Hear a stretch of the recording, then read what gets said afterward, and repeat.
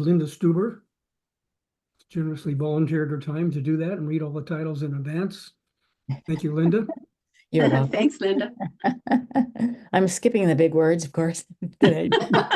I've been gone for a while. Just say big word. The big words. I just say a Latin term. Latin name. Latin name. Our Right. judge tonight is Doug Stinson. Doug has been our judge a number of times. I think this is his 6th time that at least Woo. that I'm aware of Wow. for us. So we appreciate all that support, Doug. Doug created the website Bay Area Photo Scene, which has all the latest and greatest things going on in the area in photography. He's a past president of N4C. He's the driving force behind the N4C portfolio competition, which a number of us are sweating over right now. Every day We love making it. changes. So with that, Doug, welcome. And I'll You're share my muted. screen. There we go. Yep. So glad to be here. I do have a little cold, so I may have to take some breaks for coughing or whatever. So I apologize for that in advance. Okay, so we start with critique, Yeah, feedback, we'll one start with image. critique, feedback, do nature, then travel, then take a break, and then we'll finish up with pictorial and monochrome. Okay. Okay, critique, feedback, all levels 1. Yeah. Wow. Are you going to read the title? Oh yeah, it's like duh. Art of King George reimagined. Well, we have a photograph here of a young boy doing ordinary things, but always in the background is George Floyd and all that he represents, and casting kind of a giant, at least figurative, shadow over the situation. Through the window, we perhaps see the riots that went on, and some of that looks like it may be linking into the room as the color of the background. Altogether, I think this is quite a powerful image. Very, very thoughtful, very well done, very creative. I don't really understand the title. Not that that is totally important, but if the photographer wants to put the explanation in the chat at some point, I would certainly be interested. Thanks.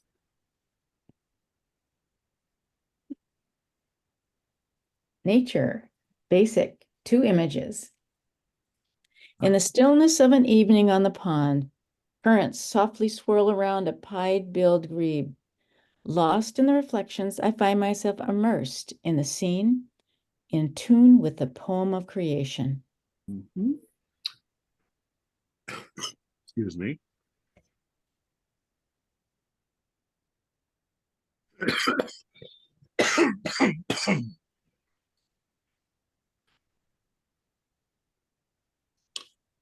Yeah, I think this is a great photo. The eye on the grebe is nice and sharp. There's even a bright catchlight in the eye, which always adds a lot of nice liveliness to the animal.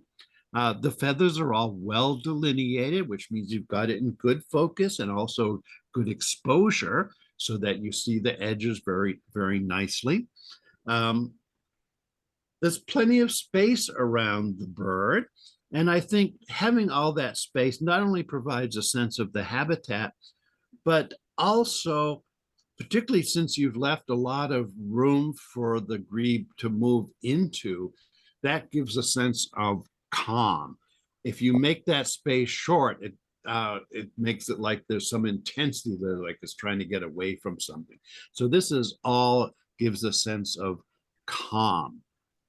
Tail feathers may be a little bit overexposed. That's kind of a minor thing. You identified the species. That's always very important in nature. It's a very beautiful poetic caption that you've given this picture, but neither the photograph nor the caption really have much educational value. And one of the things that we're looking for in the nature division is for your photographs to teach something about the natural world. Okay, thank you. Cinnamon teals, male on the right is in breeding plumage. These dabbling ducks tip their tails up to submerge their heads underwater and scour the bottom for food. Another very good capture of these birds. There's a nice catchlight in the eye of both the male and the female. That is always helpful. I appreciate that you've provided the scientific name, even though it's not required. There are many species that have different common names, and some common names correspond to different species.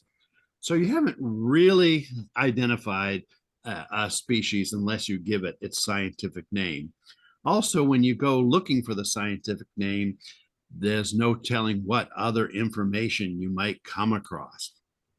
It's good that you've described the fact that the male is in the breeding plumage. That tells us why there's a difference between them, and also that plumage may differ during the year. So that's teaching us something about these birds in particular.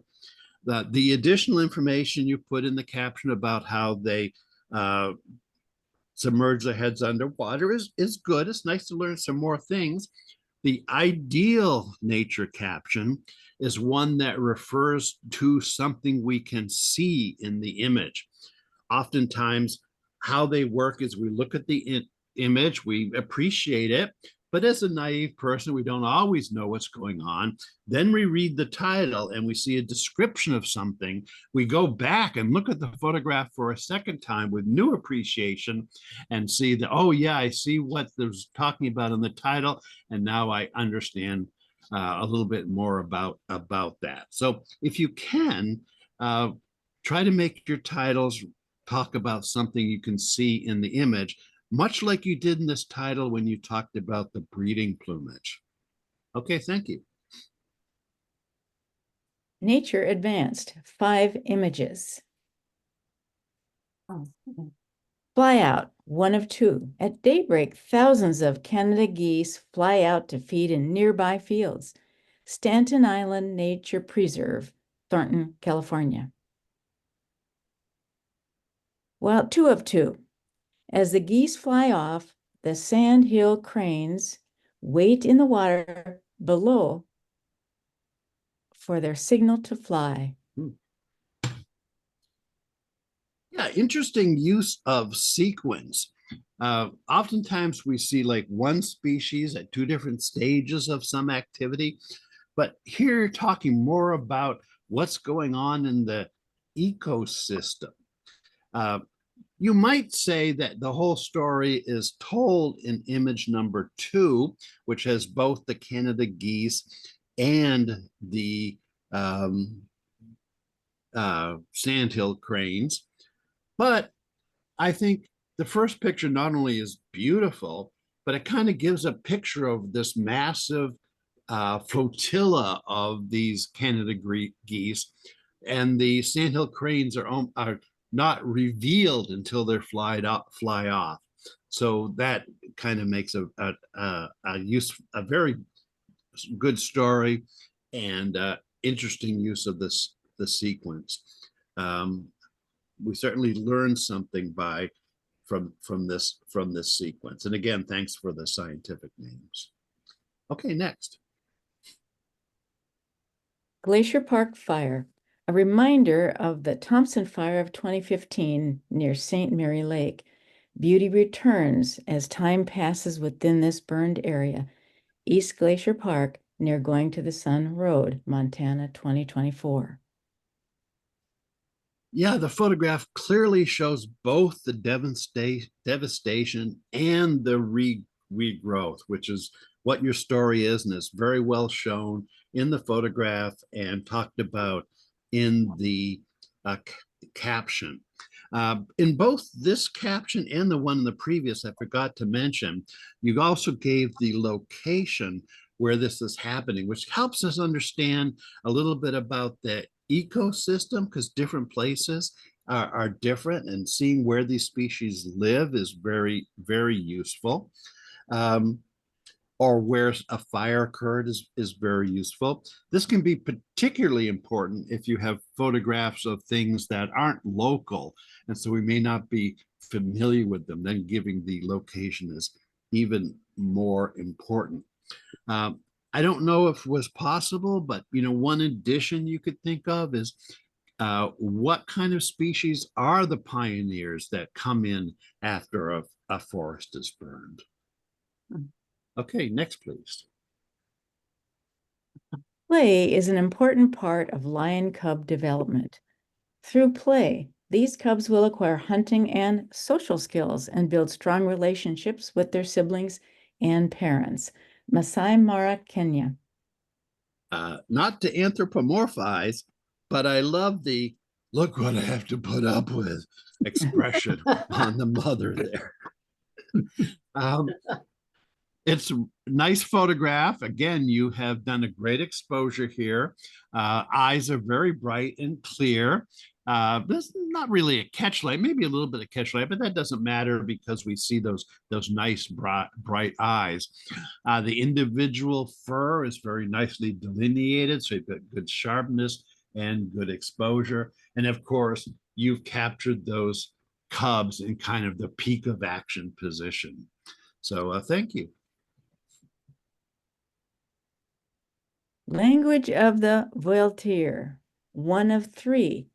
The sparkling Voltaire hummingbird adds a vibrant blue, green, and violet to the cloud forests in northern and western South America. Two of three, the Voltaire is large, aggressive hummingbird at 5.5 inches long. He warns intruders to stay away from flowers or his territory by popping out his violet ears.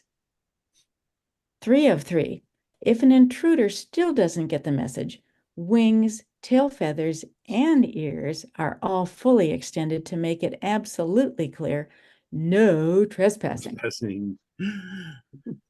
Yeah, my first glance at these pictures, and I was wondering, really, did we need all three to tell the story? Since we have some very nice photographs of this Violeteer. It's a very beautiful hummingbird. You've captured it very nicely. Feathers well delineated. Catchlight in the eye. There's a little motion blur in the wings, which gives us a sense of motion.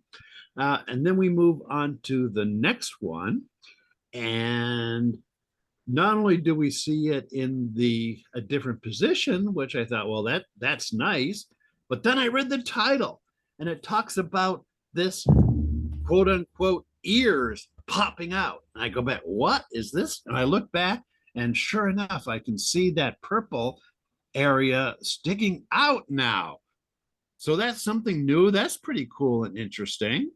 And then we go on to the next picture, and now I can really see that ear sticking out.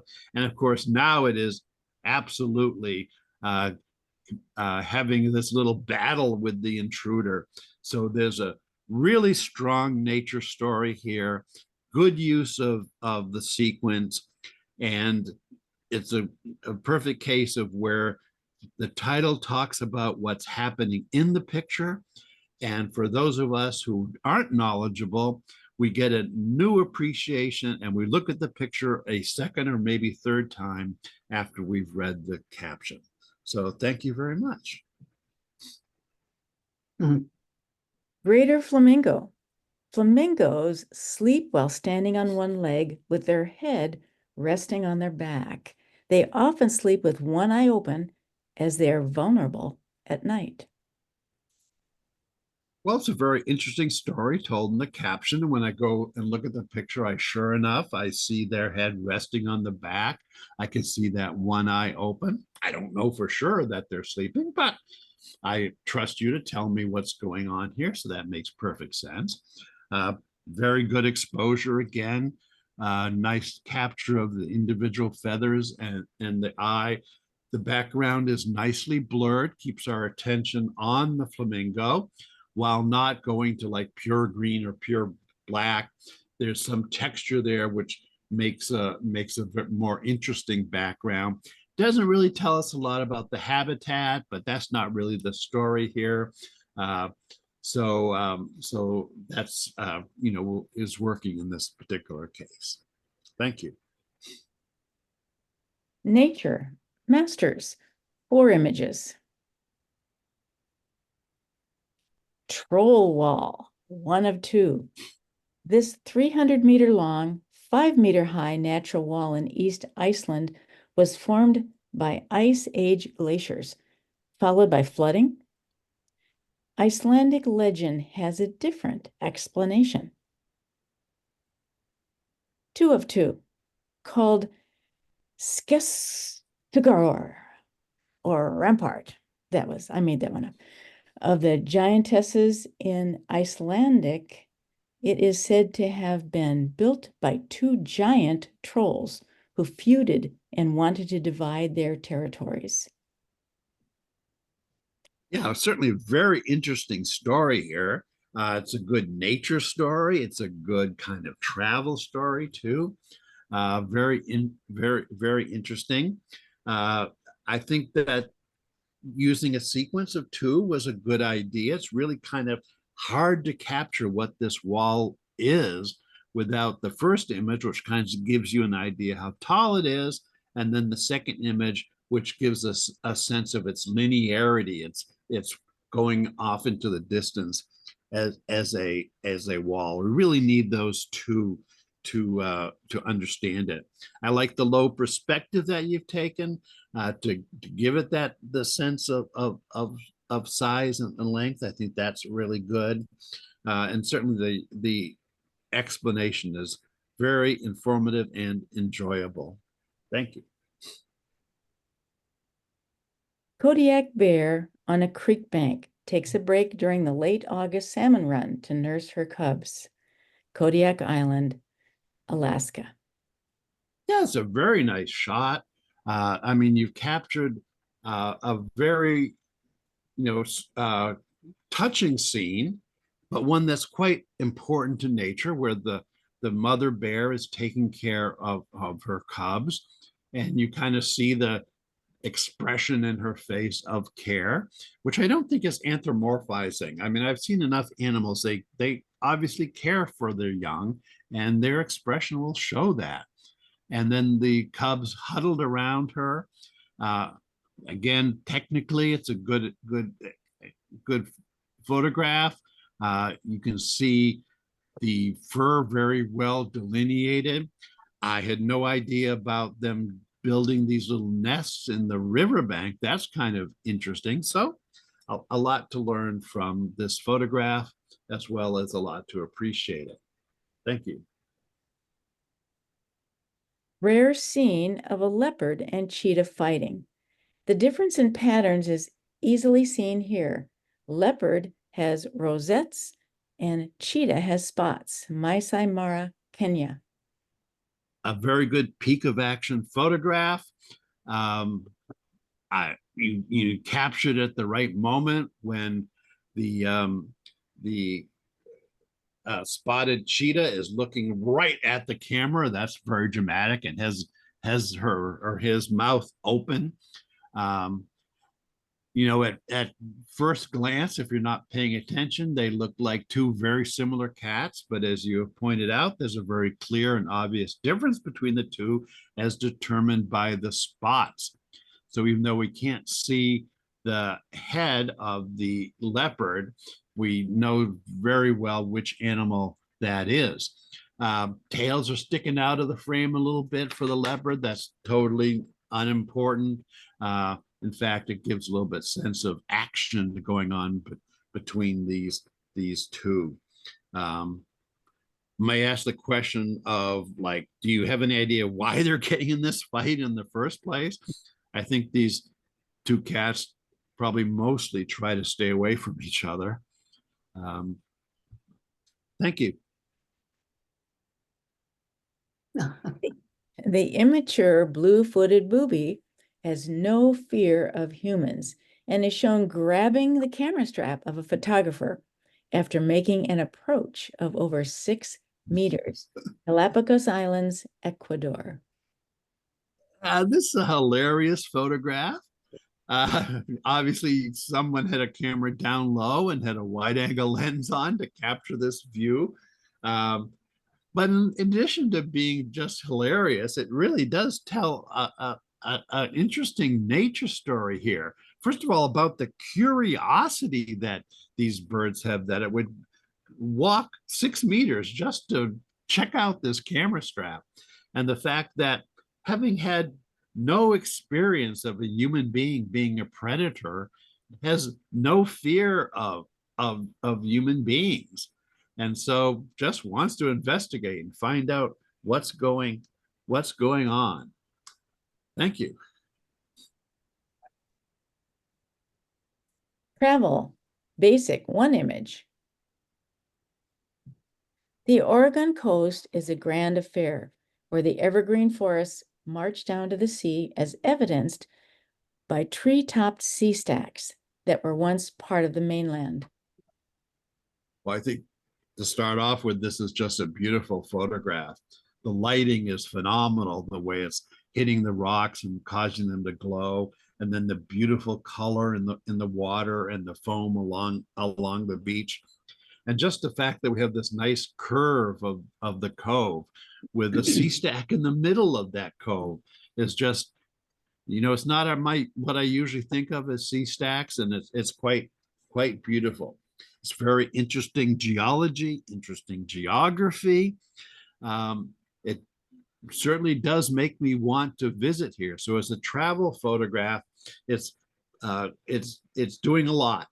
It's making me interested in this place, and it's giving me a good sense of what this place is like.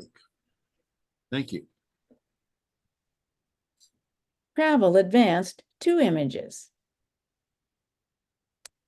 Glacier National Park, a sunrise view of St. Mary Lake and the iconic Wild Goose Island from the Going to the Sun Road in Glacier National Park, Montana. Well, it's definitely got this dramatic lighting. Maybe there's a storm coming and you're catching the last light. I don't know, but it's very, very dramatic. We have a clear view of that island in the middle, which I can understand why it's called Wild Goose Island. It definitely gives you a sense of place. I played around with whether dropping down from the top would improve it. I don't think it would. There's plenty of interesting visuals in the sky right up to the edge of the frame. Thank you. Tokuro men of the upper Xingu region of Brazil dance in the Taurania, or fish festival. Well, it's great capture, particularly of the men on the left. Very clear. You captured them in motion and interesting poses as they're performing this dance. Interesting expressions on their face, all of which must have some meaning in terms of where they are in the performance of this dance. The man on the right seems to have some kind of special role because it has a different outfit. And I kind of would like to see his face or see more of a front view of him. Even maybe if it had not quite as good a view of the other 3 participants in this.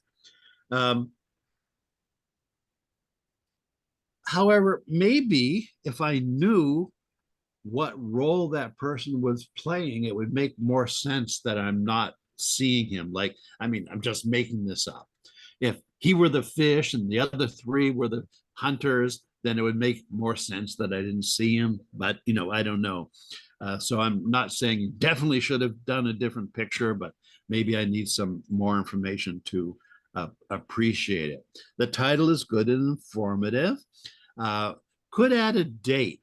particularly when you have these pictures of things that might change over time, like cultural artifacts or cultural things. You know, your photograph could end up in an archive somewhere, and some future anthropologist is digging it out and comparing your picture to what is happening today, and would really like to know the date. So I encourage including the date in the title. Thank you.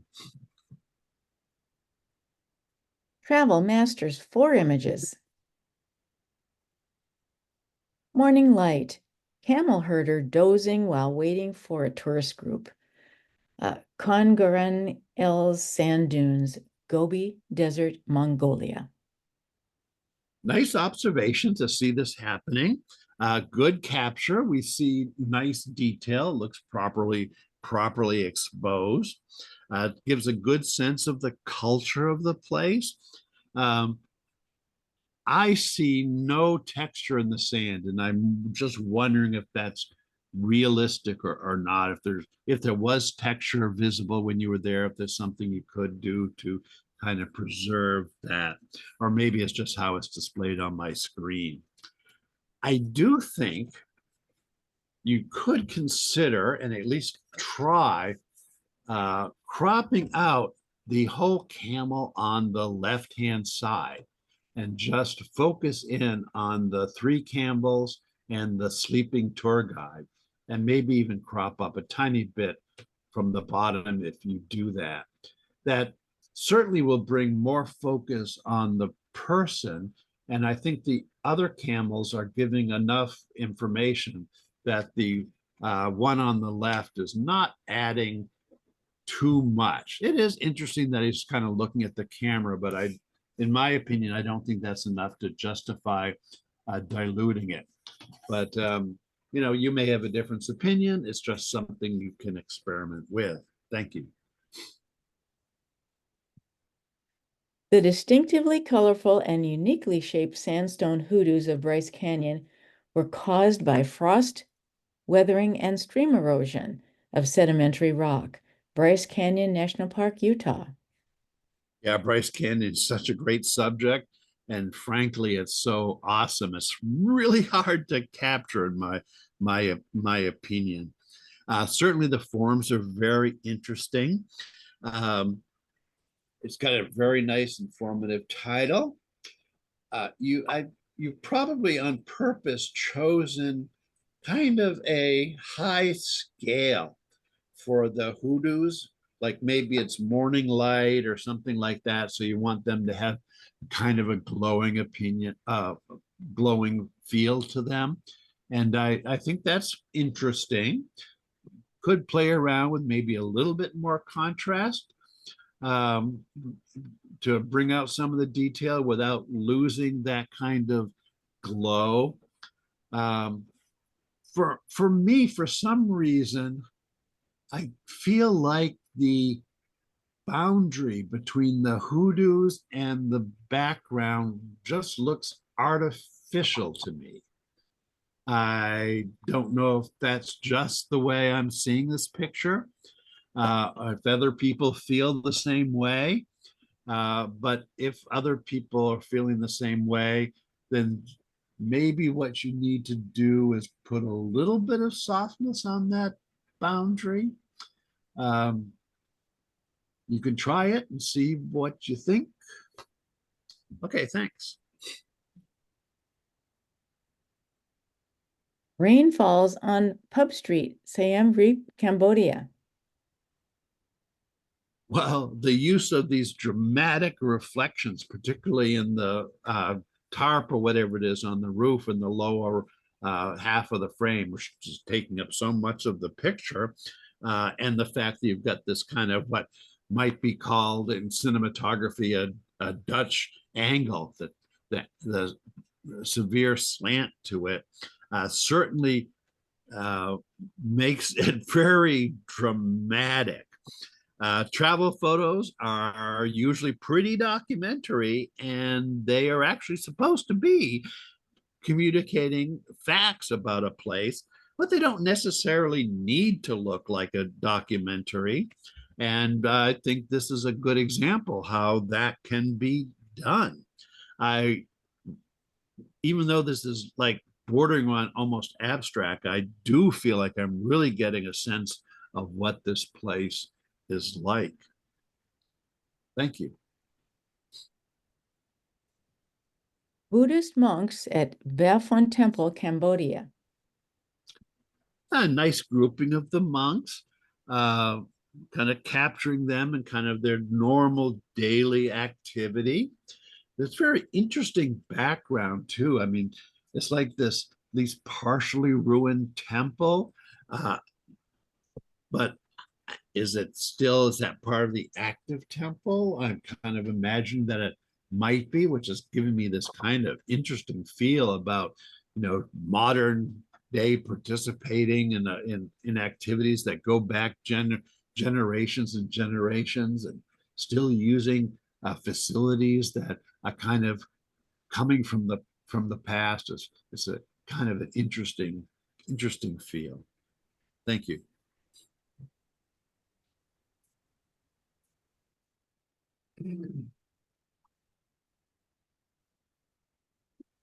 Go ahead, Linda, we can start again.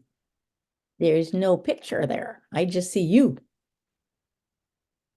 Well, that's because I didn't hit the share button. Sorry about that. Oh, How's that? much better. Good. Pictorial, basic, 2 images.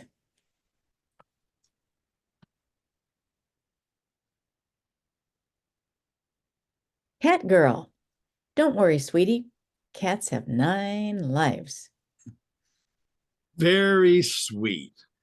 And a good capture, nice exposure, good focus. I got a good depth of field with the people in very nice focus. The background's slightly out of focus, so it keeps your attention on the people, but provides some context.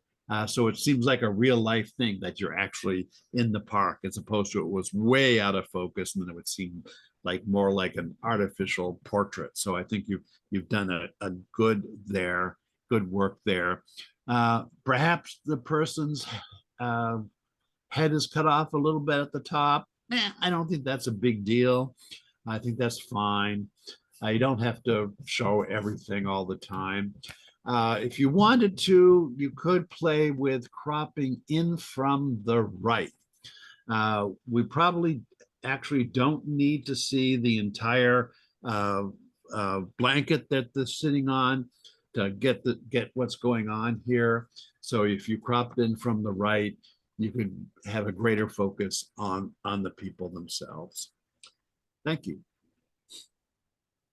Marin Civic Center, atrium detail. Frank Lloyd Wright's last commission and his largest public project. Designed with open-air atriums, skylights were added for practicality. I wonder what he thought of those skylights being added. He was dead by then or something. Architects seem to be a little bit fussy about things like that. Anyway, I think that this is a great capture of this facility. The design of the facility, of course, is very interesting, and the skylights, of course, provide this very interesting light. Is the title going to go away? I don't know. Anyway, it's fine. It's okay. Don't worry about it. Of course, when you're taking pictures of architecture, you're basically taking pictures of someone else's art. It's going to be down here somewhere. Well, I think the whole picture is being shown, so I guess. So you can't see the title? Honey, move back. I'll show it to you. It's going to be one of no, it's not either. I don't know where it is. We can see that. Don't worry about it. It's fine. Okay. Anyway, as I was saying, you're taking pictures of other people's art, and one thing you can do is just document that for our appreciation, which is a good thing to do. But what's even better is if you show your interpretation or your reaction to the building in your photograph. And I do think you're doing it here. So I think it's a worthwhile photograph for sure. Excuse me. I would ask the photographer one question, since we're in basic here, is the center of the skylight off center because you think this photograph communicates your intent best when it's off center? Or is it off center because someone told you that you should never center things in a photograph, that you should use the rule of 1/3?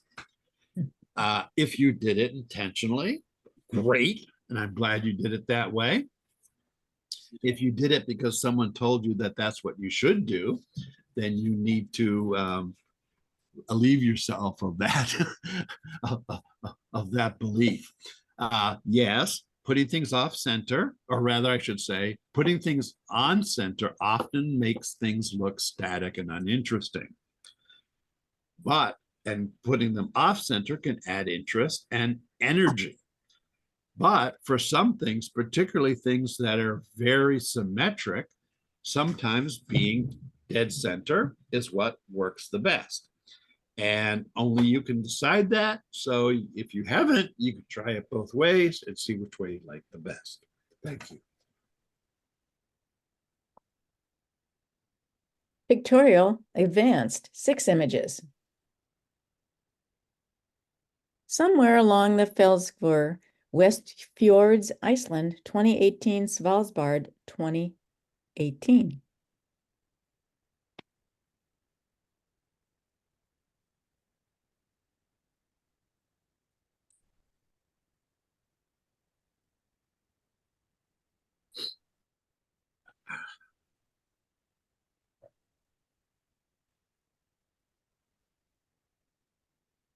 Well, I think you have some very interesting volcanic rock formations here. I like the interesting orange color on the rocks. I like the interesting seaweed that looks soft because under the water, and some other interesting patterns here. I like what looks like a very soft, out of focus reflection of the sun, almost along the left-hand border. You also have close versus far here, with the rocks dominating the foreground, but off in the distance, this nice geological formation, horizon, clouds. Kind of interesting. I actually like the title, Somewhere Along. It gives you the feeling that it's in a little bit of an adventure, that you're just exploring and you come across this interesting thing. You weren't necessarily paying attention or had a specific plan to go to a certain place. So I think all of that works together quite well. Thank you. Bearer of tradition. Well, this is certainly a dramatic portrait in profile. It emphasizes the ear piercings, which are super dramatic and colorful and unusual, and something that really makes us think about what's going on here with this tradition. You have a good lighting setup. There's no harsh shadows. There's no, sometimes you have a problem with getting shadows right under the eye. Here the shadow is more up against the nose. That's good. It just gives some sense of depth and 3D character to it. So I think that's really good. The highlights are kind of subtle, which is also good. The only really sharp, deep shadow I can see is from the necklace and from the ear piercing themselves. And they're dark on dark, so they don't really show up all that much. They certainly aren't distracting by any means. So all in all, a very good portrait. Thank you. Monument Reflections, Arches National Park. Well, this is certainly a very beautiful area. And just to start off with, I think you did a great job of capturing the subtle colors in the sky. I don't know exactly what time of day it is, whether this is very early morning or probably very early morning, but you've got some nice subtle blues and a little bit of warm orange coming in on the right. You took advantage of this ephemeral puddle to create a very unusual view. And one thing that's happened here is the lighting overall is not very dramatic. I mean, sometimes we really like for some low light coming in from the side that really causes one side of the rock to glow and the other to be in shadow. We don't have that here. It might seem a little bit flat, but then you throw that wide angle lens and that perspective and the reflection in here, and it really gets transformed into something quite different. Most of you probably know, but for those who don't, you can control reflection with a polarizer on front of your lens, so you can dial in the amount of reflectivity and transparency these puddles have. That can be a very useful technique. Thank you. A braided river in the Altai wilderness, surrounded by fall colors and distant light snow. Remote Western Mongolia. Well, this overall photograph gives me the impression of an exotic area with probably harsh conditions. You just have these low growing shrubs and then maybe some aspen type trees in the background. You have these combination of orange and russet colors in here.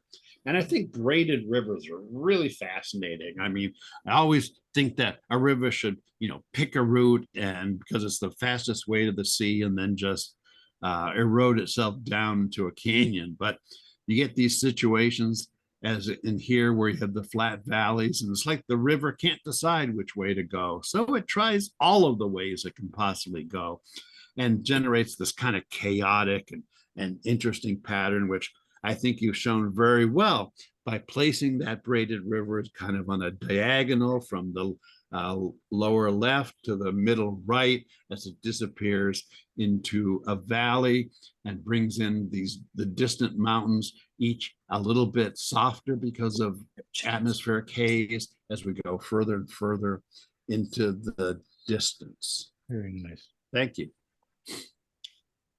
The beautiful basalt of Arnastapi, Iceland 2023. Yeah, you have the kind of framing of the basalt that is in the foreground. It's not perfect framing, but it kind of acts as a kind of frame.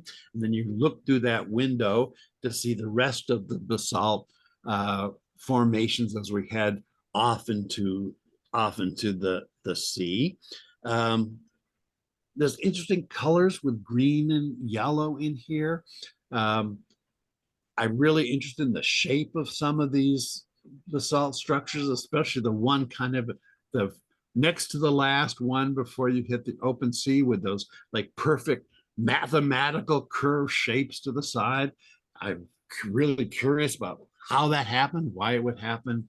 It's just an intriguing thing there. You have some really bright light kind of on the right-hand side of the part of the rock that's closest to you, and it's illuminating those bright yellow, whatever, probably lichen or something. It might be fun to experimenting with going into some of those basalt formations and doing a little bit of highlighting or dodging and burning, and maybe even a little bit of subtle color addition to add some of that same color on like one side of the stack versus the other to give it more depth. It not easy, maybe it won't really help, but it might be just fun to play around with that. Okay, thanks. Dancing lights of the north, the aurora borealis paints the night sky above Fairbanks, Alaska, with its mesmerizing hues. Yeah, those are pretty wild. That weird fluorescent green is really amazing. And then there's this little russet areas in there. I really hadn't associated those with auroras before, so that's kind of fascinating. The sky seems to be in great focus, and of course that's where the aurora is. So of course you wanted to make sure that that happened. The land area is not in focus, and I don't know if that's on purpose or if that's just how it turned out. This is a perfect setup for compositing, where you get that aurora the way you want it to do, when the way you want it, and then at leisure, because the land isn't moving, you can do subsequent exposures to get the land exactly how you want it, and then composite those two together. Okay, thank you. Pictorial masters 4 images. I thought I had one in Pictorial. Lots of action at third base. Definitely lots of action here, and certainly you've captured the peak of action, and maybe we could even say this is a decisive moment where everything is arranged in the frame just right. We have the person all the way onto the right side that's running to catch that ball, and the ball is almost to his glove. You can catch it there. The person sliding into the base, and then you have the person on the right hand side way up in the air. I have no idea what happened to cause him to do that, but it's really interesting. So that's certainly fun. Everything in the picture is very sharp. The background's a little bit out of focus, and that's great. We can see the background makes sense without being distracting. This is something that would work in not just pictorial, but in journalism, with a different title. Okay, thanks. Atlantic puffins doing what puffins do. Good capture. The birds are all nice and sharp, in focus, well exposed. We see all the feathers, and maybe a little bit overexposed in some of the white areas. And the puffins are definitely doing what puffins do.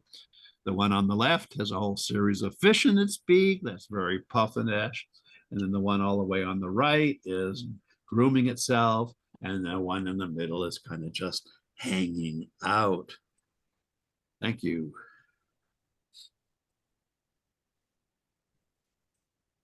Sierra Light. Yeah, I gather by your title that you're trying to accomplish something specific in this photograph, talking about the beautiful and maybe unusual light in the Sierras, and particularly since that's kind of what they're known for, right? Sierra Nevada. And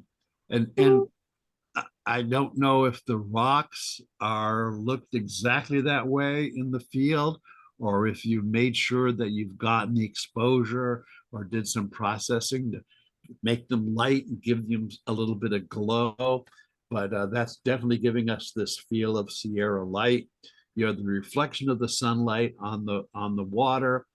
You have what I would call a variation on the leading line, which I call the funnel.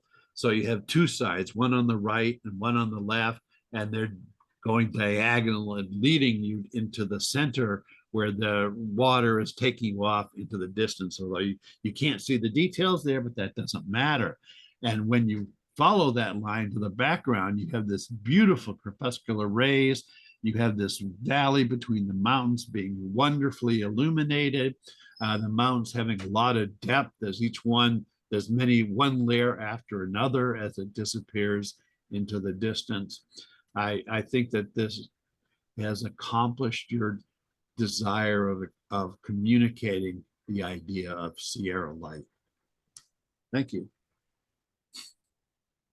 Safari sunset. Kenya. Yeah, this is kind of minimalism photography here, and I think it's quite effective. You have just these big bands of color, the light orange and the dark orange, and then even a darker orange at the very bottom. A tree that's kind of breaking this up, and it's kind of this exotic looking tree that's spanning between the different layers, and then kind of blurry and in the a mysterious shadow of the safari vehicle. So it looks exotic. It communicates the emotion, I think, of being on a safari in the exotic location. Thank you. Monochrome basic, 1 image. No exit, Sonoma Development Center. The purpose of this shuttered residential mental health facility is hinted at by the presence of high security entries and exits on every building. Well, I think you have quite dramatic lighting on this building, which definitely communicates the idea of this high security, and maybe some questionable things might have been going on in this building now that it's been shuttered. It has kind of this ominous feel to it. As a black and white photograph, I think you have a good range of tones from pretty deep blacks to light areas. I don't really get the feeling of high security necessary, because to me, there's just, I see like fences around a fire escape, which could be just for safety purposes. Not clear to me. Those details are probably not important as a submission to a monochrome competition. If you want to plan to build a story with maybe multiple photographs, maybe it'll become obvious with the other photographs. Thanks. Monochrome advanced, 5 images. In Papa's footsteps. Very nice portrait, a good range of tones in the skin, nice, sharp, bright eyes with a little bit of reflection in them. Brings a lot of life to it. I'm wondering if maybe you could experiment with a little bit more contrast in the hair. It looks a little bit flat and muddy to me, but maybe it's just my display. But you might think about that. You could, I think the depth of field is okay. You could have used a shallower depth of field to put the background a little bit more out of focus. And you can get away with things like having the back side of ears go out of focus to a certain extent anyway. That generally looks pretty good in a portrait. Thank you. Elephants on the move. Very nice tonal range in these elephants. I like the way you place them in the frame. There's very little space between the rear elephant and the right-hand border, but a lot of space between the front elephant and the left border. Gives them space to move into. And when you do that, it kind of gives you the feeling that these elephants are just moving along at a comfortable pace. They're not panicked. It's part of their just normal life. They're going where they're going. So I think that works. There's good depth of field. There's good separation between the elephants and the background, but we still see enough detail in the background so we feel like we are some real place. Okay, thanks. The boxer. Very interesting expression on this person's face. It looks like maybe they're feeling contented with or proud of a match that they've just had. So you had good timing to capture that. Good pose with his chin on the boxing glove. The lighting is doing a nice job of giving three-dimensionality to his face without generating any harsh shadows or distractions. There's a little bit, I think, a little bit of the black and white is a little bit on the warm side, which I think is a good choice for a photograph like this. It's mostly neutral. It's not something that jumps out at you. I noticed that the way out of focus tree trunk on just to his left, our right of his face kind of mimics the curve of his face. I think that actually works quite well. Nice, simple title. Thank you. Thirsty. Burchell's zebras drinking at a Namibian waterhole. I think the use of the panoramic aspect ratio is good for this shot. It kind of emphasizes the repetition, which to me seems to be what this photograph is about. You have the one zebra after another all lined up, and then zebras are having all these vertical stripes there lined up. So there's just a lot of repetition in this photograph at various scales. Let's see. I had one little bit of wild idea here, and that is to create a gradient that starts at the top of the zebra's ears and gets progressively darker as you go towards the top, so that the top of the would be a little significantly, but not blatantly darker than the heads of the zebras.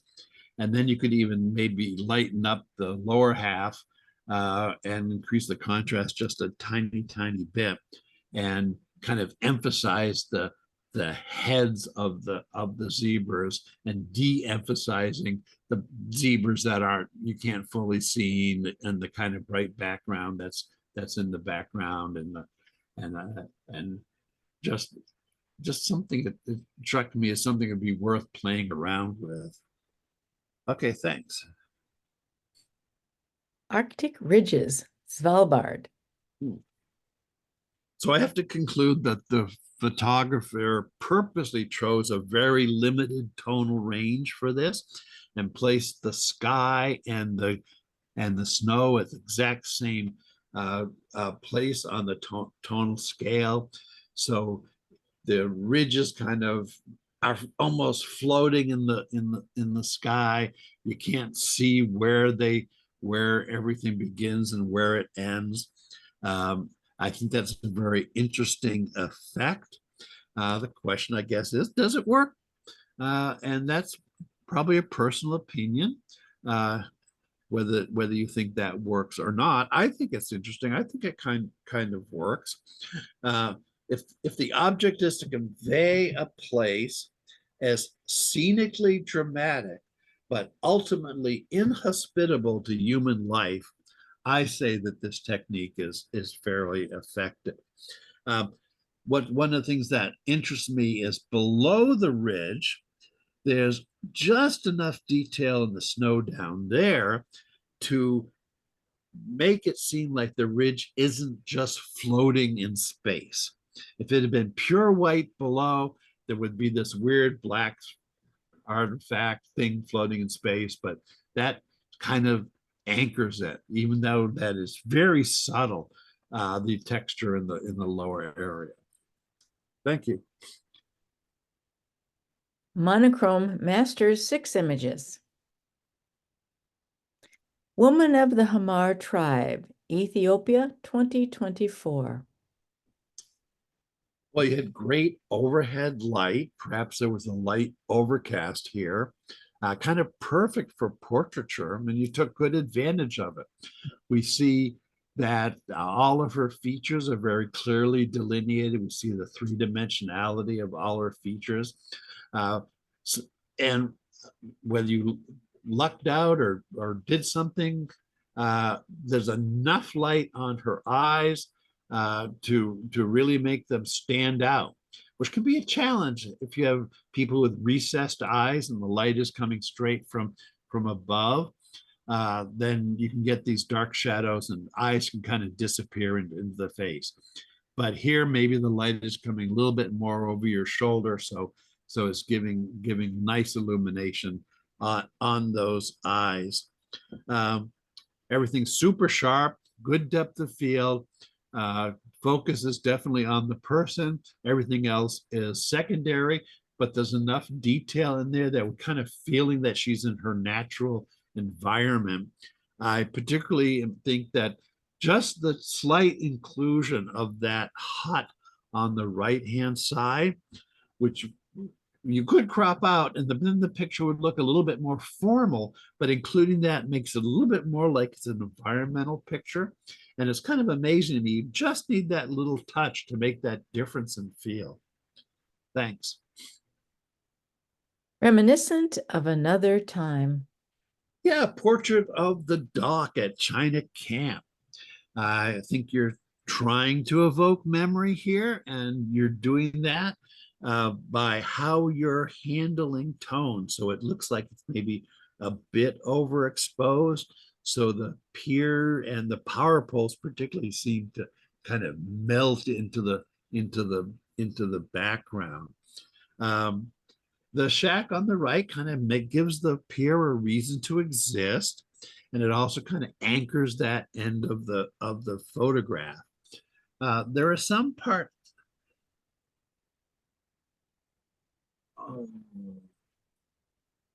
I am.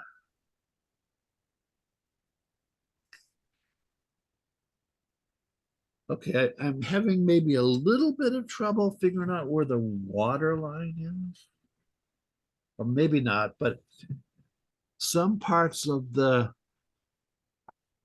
post holding up the pier seem to be really dark and sharp in contrast to everything else. And I'm kind of wondering if that is maybe hurting a little bit the feel that you're doing here. Okay, anyway, overall nice, thanks. Dark horse. Yeah, well, the title Dark Horse brings with it some metaphorical meaning. And having this super close up and high contrast image kind of builds on that theme. Typically in portraits, and I've talked about it several times tonight, is you want that bright, sharp eye. But here, when we're talking about the dark horse, I think having the eye just be almost black with very little detail really works in the picture. If that was suddenly, clear and a highlight and all those other things you normally see in portraits of animals, it would just have like the totally different feel, and I don't believe that's what you're trying to accomplish here. There's a metal ring on the harness down at the lower part. It's very bright compared to everything else. You might consider darkening that a little bit. Thank you. Lines and shadows. Yeah, it's almost abstract. It's kind of a nice study with all these powerful diagonals, some going up and to the right and others coming down and to the right. It's almost, what would I say?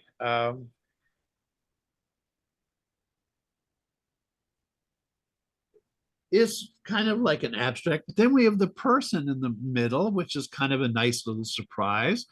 They're dead center in the middle, and I think that makes sense in this case. Oftentimes we have like corridors or things, hallways where they have perspective, where they're going the distance and the person's at the end, so you have a feel like you're being led to that person. And I don't think that's what you wanted here, and I don't think you should want it. I think putting it dead center, like maybe they're the hub of this or something, is there just a total idiosyncratic placement. Makes perfect sense in a almost abstract like this. There's some maybe extraneous detail in some of the areas, like directly below the man, there's a light area. And I'm just wondering if you want to get rid of as much detail as possible and try to make this as minimalistic as you can. And see what you think about that. Thank you. Ice hockey suits you. Well, we have this double entendre in the title. That's very, very clever. I mean, to me, this is kind of a dramatic, action-packed environmental portrait. It would be if you were doing an advertisement for something, or you had a story about someone's career or an award that they had just won. This would be a great portrait to go along with that story. It has this, definite feeling. You don't usually see suits on the hockey rink, so it has that, not anachronistic, but anyway, has this very strange, surprising feel to it, which grabs your attention for sure. Thanks. The crumbling ruins of Ben T. Tom, Cambodia. I think, this is a relatively unique interpretation of this scene. I like the way you've used the trees on the left as kind of framing. Most conventional photographs I see of this place are of what's in the background in this picture. Instead, you have this rubble that's kind of leading up to the background. You have the trees acting as frame. But even so, there's lots and lots of details. I see the statues on the wall. I see lots of the architecture. I'm wondering if maybe this is an infrared photo because the foliage is white.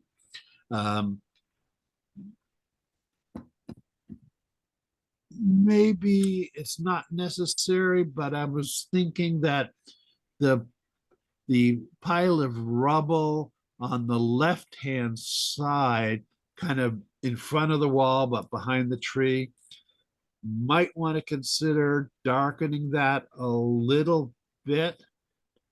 Otherwise, it's a really interesting photograph. Thanks. Okay, we've covered all of our images tonight. Wow. Well, Great photos. Thank you all. I appreciate having the opportunity to see them. well, thank you. Yeah, thank you. Critique. We'll take a 5-minute break. Oh, and Herb is joining us. Are you letting him in? Okay. All right. Nature Basic, 2 images. Second place.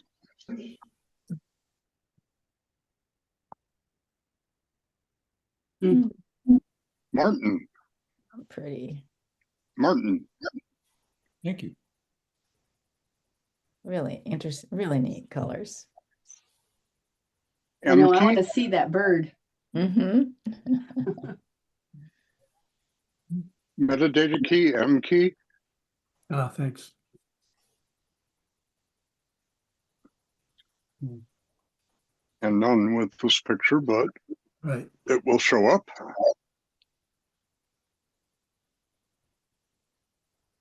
And Martin, if you wish to say something about it, feel free to. Yeah, yeah, I kind of got lost in the reflections here, and I just love them.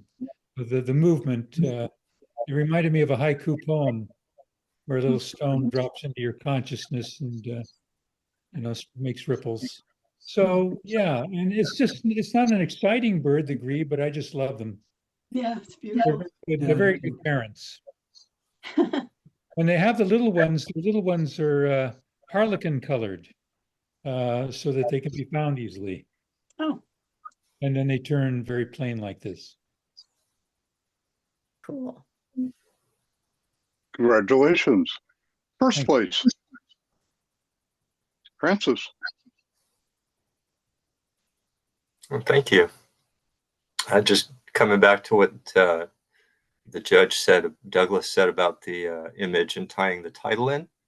The resolution was a little low, but there's droplets of water on the heads of the ducks, and I was hoping to capture the fact that they had just been scouring the bottom and had popped up.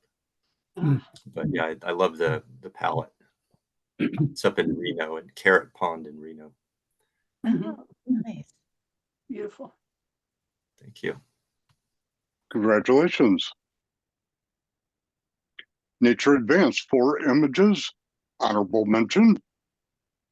Trisha. Thank you.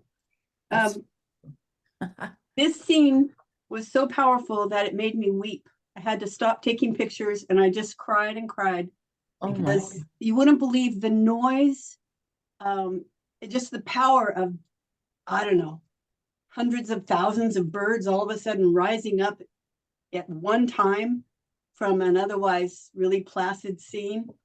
It was just amazing. That's stunning. Absolutely stunning. Nice work. Beautiful. Yeah. I almost wish there was an audio track to go with it, because to hear it, you'd just be, oh my God. Anyway, thank you. That's what our iPhones are for. I did take some videos too. Yeah. Oh, that's great. Yeah, just gorgeous. Like see it printed on metal or metallic paper. Yeah, love this show. I am printing it. Oh, good. Congratulations. Third place. Linda. Oh, thank you. It's a gorgeous area, and since we live near here and visited here every year, it's just fun to watch the changes that's been happening here. It's too bad you can't see flowers in there right now, but there are areas that are just covered with flowers as well.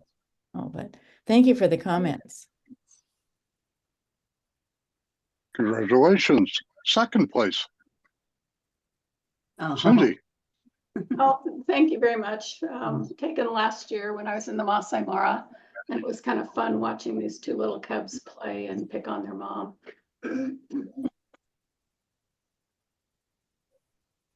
Really cute. uh-huh. She looks tired.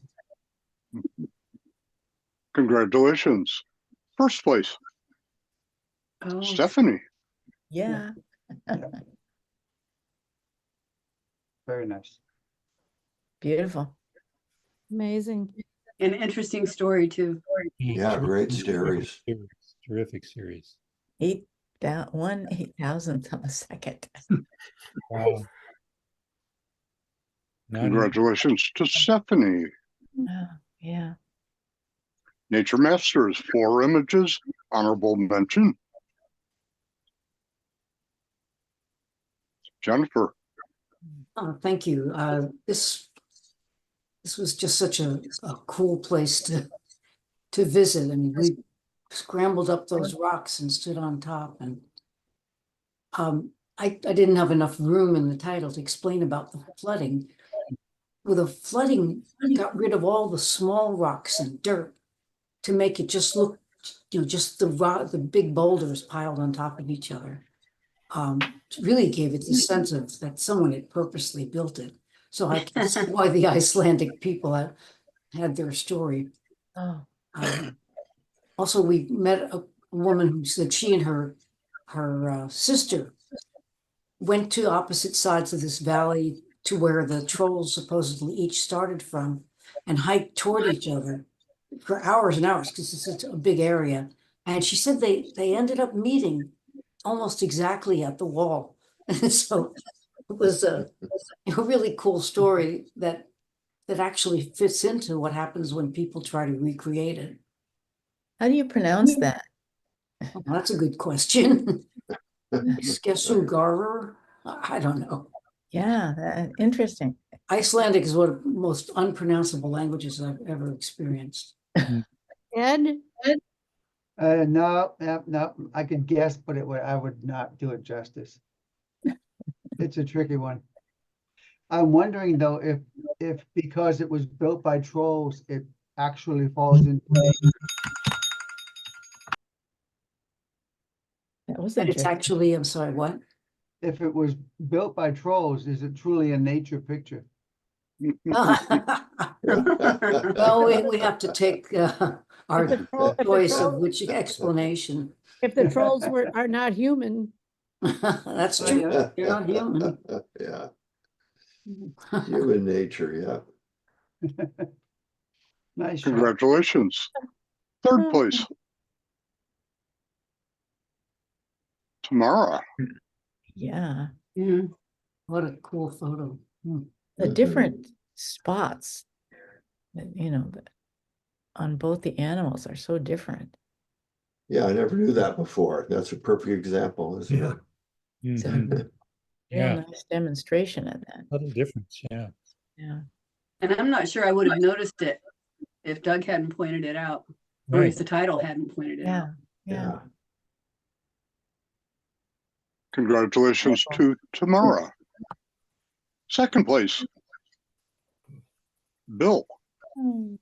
Thank you. Yeah, this Yeah. was a busy time. It was a salmon run. And this was a very busy bear because she had those 3 young cubs and she was nursing the cubs Mm. and fishing in the stream. And then she would take a break. She dug out this little nest where they would go up about 20 feet off the river and sleep for an hour or two and then go right back down and fish. Mhm. Wow. That is dark soil. Mhm. Mhm. Great families. Very nice. Thank you. Yeah, Beautiful. very nice, Bill. Yeah, wow. Congratulations. First place. Oh, that's yeah. great. Ah, That's the funniest bird. Oh, God. that's totally awesome. Thank Totally you. awesome. Sorry I wasn't here for the comments, but got back just in time. This was kind of fun. I was just lying on the sand there with a wide angle lens on, and you're supposed to stay, I don't know, 6 feet, 8 feet, whatever, 12 feet from the animals. But if they come towards you, it's fair game. And this guy just kept coming closer and closer until eventually I let him grab the camera strap and took some pictures while he was doing that. So it was a fun shot to make. That's so cool. Yeah. It really is. That is, It's yeah. great. What bird is this again? It's a blue-footed booby. A blue-footed booby. Yeah, you don't see the blue feet, but what That's a a baby. strange It's bird. an immature blue-footed booby. Ah, They only get that when they get a little bigger, and I think the bigger ones wouldn't do this. It's only the silly youngsters. what a great shot. It's really wonderful. His little beady eyes are looking right at you. Yeah. and for What are anybody you? wondering about the rule of, we used to say hand of man or, human elements, what it says, it's okay if it's part of the nature story and that you say it in your caption, explain, and which Herb did very well here, that it happened and that's the story. So if you have something with human elements, usually, nope. But if it's part of the human story and you tell it, the nature story and you tell it, yes. Just thought I'd clarify that for anyone who That's wondered. great. Yeah. Thank you. Thank you, Nancy. Congratulations. Travel Basic, 1 image. First place. Oh, Yay. Martin. Oh, yeah, that's beautiful. beautiful, Martin. Thank you. We're on the coast. Yeah, This we're- is near Brookings on the Oregon coast. Oh, okay. Really? This was right around sunset time. So that's where I got that beautiful light on the Mm. rocks in the scene. And the clouds. Mhm. And Yeah. a little bit of fog rolling around. Very atmospheric. Yeah. Yeah. Congratulations. Thank you. Travel Advance, 2 images. Second place. Yep. Linda. Oh, thank you. It's just my favorite place. And it's a Native Americans named it Wild Goose because I should have read it over again, but it was pretty cool. But I can't tell you, but it was good. Thank you. Congratulations. First place. Ellen. Thank you. Yeah, this was an incredible opportunity to be right there with this tribe celebrating. And I wish I knew the story of why one's dressed differently, and it's being sort of followed by the other three. But I didn't know the language. So, and plus it was really hard. I went through all my photos, and this, it's hard to get everybody looking at the camera at the same time. Yeah. Yeah, it's beautiful. Colors are outstanding. Yeah, the action is great. The shoes, variety of shoes, no shoes, and, it's like, whoa, okay. Shower shoes. Right. Flip-flops. Congratulations.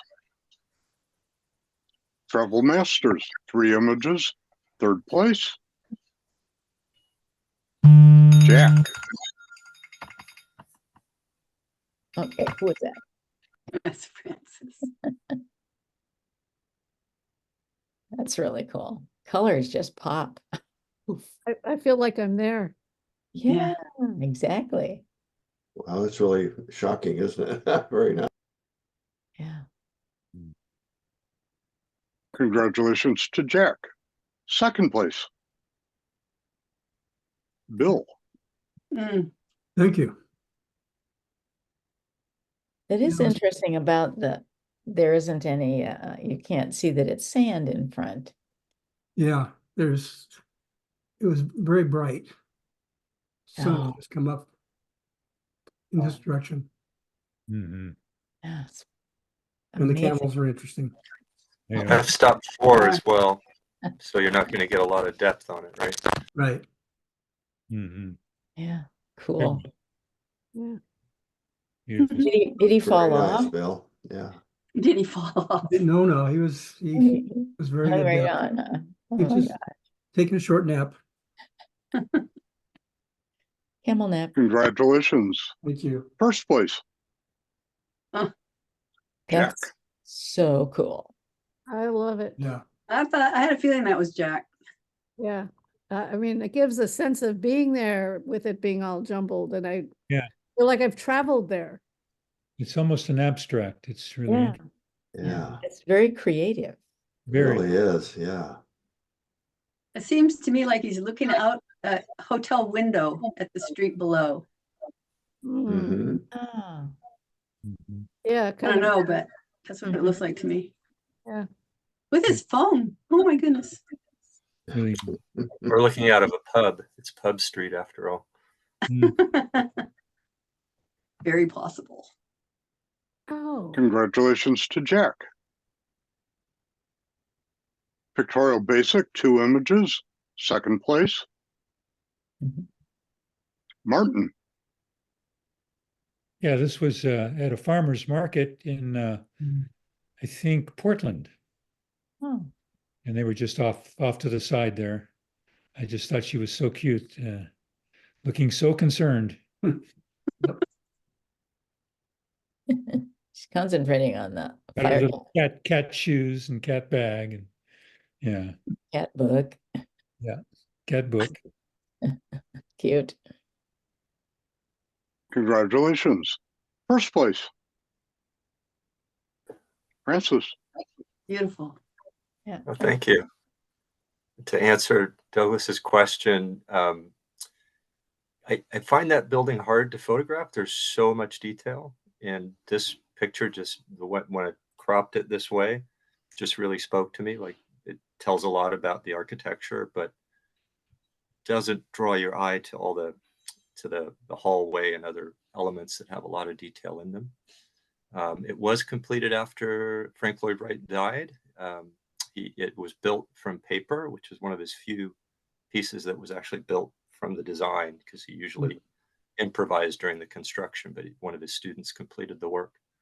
And he would not have liked the skylights. He's notorious for leaky roofs and open air. They are renovating that building now because it had so many structural problems, right? I'm not too sure. Yeah, I've been there a couple times only, but Yeah. Once shooting outside, once this last time on the inside. Mhm. Yeah. But the Yeah. light, as Douglas said, the light is unique. It's very, very pink because there's just so much pink in the picture or in the stone. You know, it's local stone. They quarried from there. Beautiful. Congratulations. Pictorial Advance, 3 images, 3rd place. Ed. Yeah, thank you. I apologize for the typo. Svalbard should not have been in that title. That looks like volcanic rock. It's all volcanic rock up there. Yeah, Mhm. it's Point just all over the coast. This is way up and almost as far as you can go to the northeast of the West Fjords on a road. We went all the way to the end where the road stops. And there were all of these all along, these great rocks on the side, and I found them quite nice. Thank you. Yeah, great shot. Congratulations. 2nd place. Cindy. Oh, thanks a lot. Yeah, I love the reflection. Fantastic. That's Sunrise, really great. was it sunrise, Cindy? It was, we were out there at dark and waited for the sun to come up, so. That's the Three Sisters in the background, or what is it?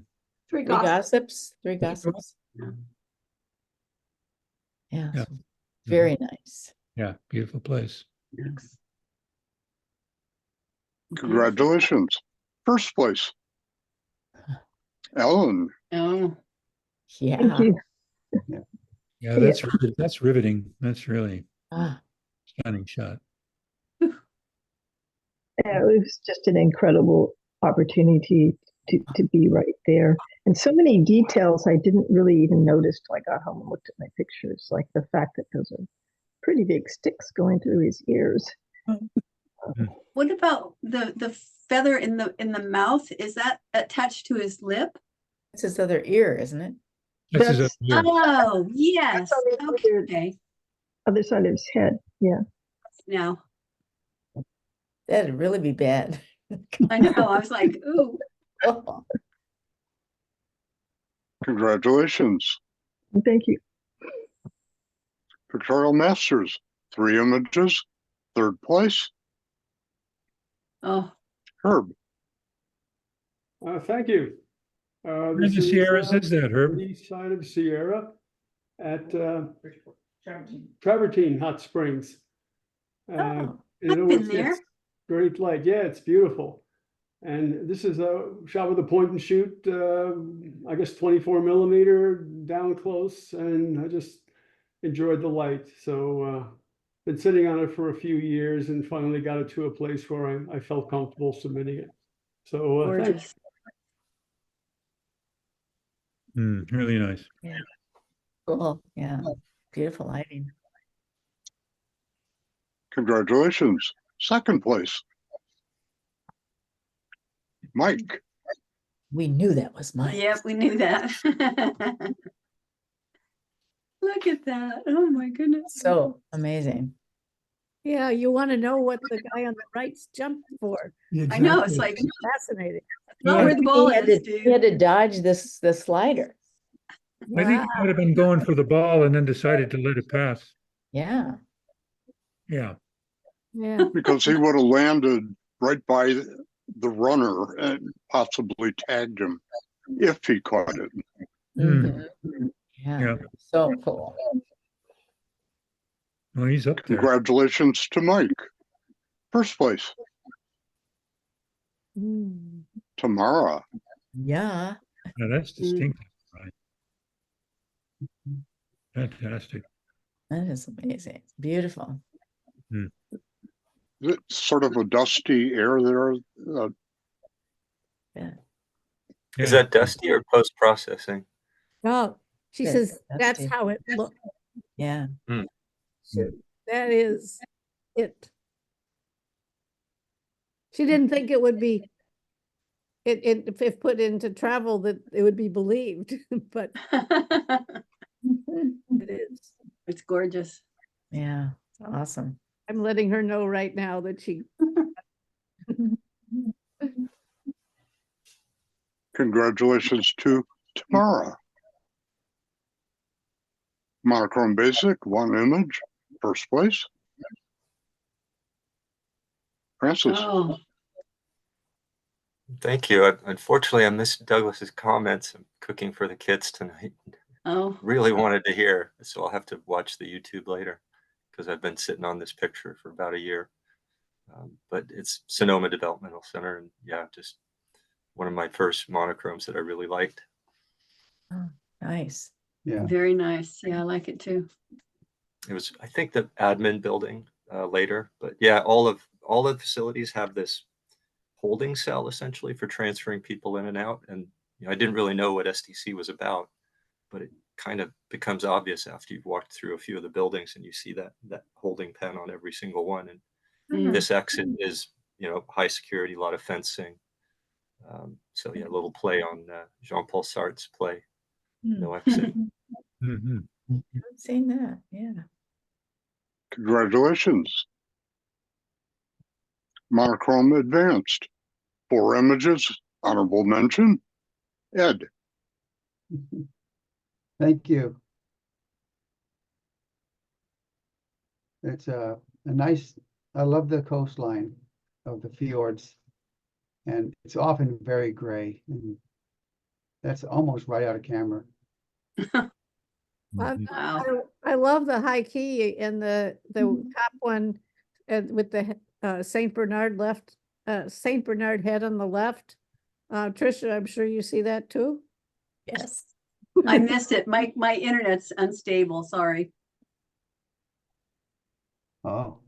So I never where's saw that. Svalbard? St. Bernard Head. I see a Saint Bernard head I was seeing that too. on the left, and then Star-covered body. Oh yeah, it's a dog. Definitely it's a dog. dog. Just cut its tail off there. Oh, there you go. Yeah, I see it. But where's Svalbard? Way up north, it's north of Norway, and it's only about 600 miles from the North Pole. It's a Wow. group of islands. Oh, okay. Hmm. Cool. Congratulations. 3rd place. Ellen. Hello. That's his son, huh?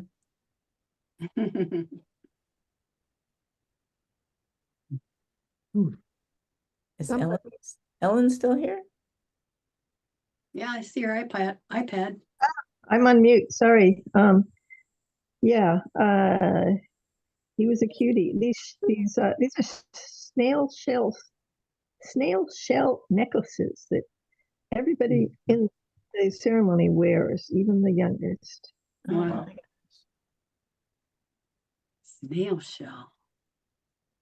Snail. Congratulations. 2nd place. Cindy. Oh, thank you very much. This was taken in Amboseli last year, where there's lots of elephants. Beautiful. 3 seconds. That's not a hat trick. What do you call it? A scarf trick? Because you got 3 seconds.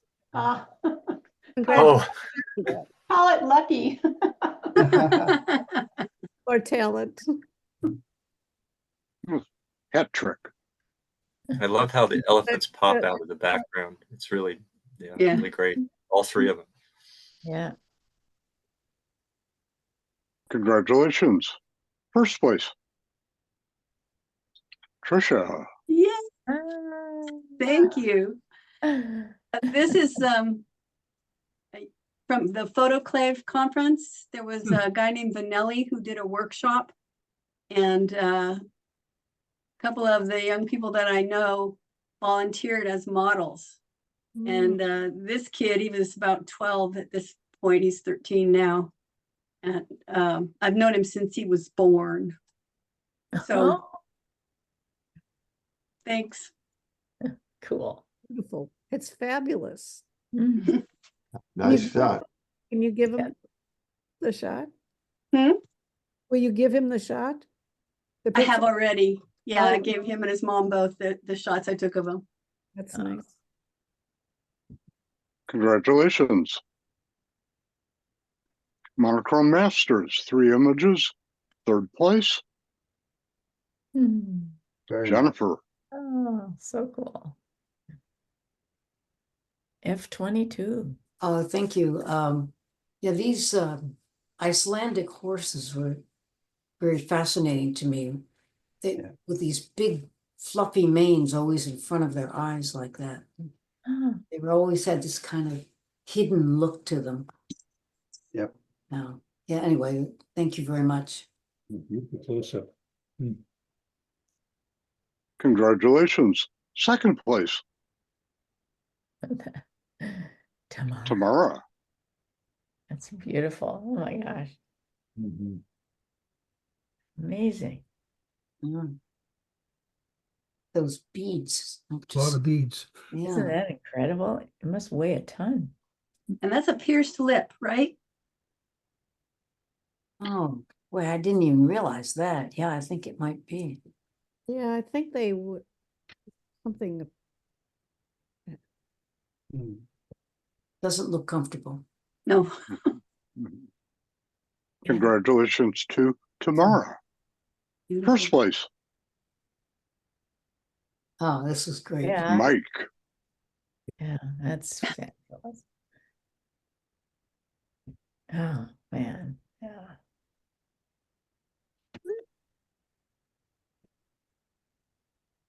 Now, is that one of his grandkids or? That's what I was wondering too. Yeah. Wonder if I Mike like that got his any glove ice. says war. Wonder if Mike got whipped by that. Mm-hmm. Congratulations to Mike. And our winner, best of show for the evening, Drum roll. Ah. There you go. Well, Congratulations, Mike. Yeah, that's excellent. coming to a hard stop like that, put him in perfect focus. Mhm. Yeah. F63. Huh? Thank you, Doug. Yeah, thanks a Yeah. lot, Doug. yes, Nice thank work, you very Doug. much. Critique, Thank you. Thank you You're very most much. welcome. Thank you. lots of education. It was just really wonderful. Oh, I'm Good glad. job. Learned a lot. Thank you. We'll see you later. Okay. Adios. Bye-bye. Bye-bye. Good night. Good night, Right. folks. Good night, night. everybody. Good night. Great shots all. Really great.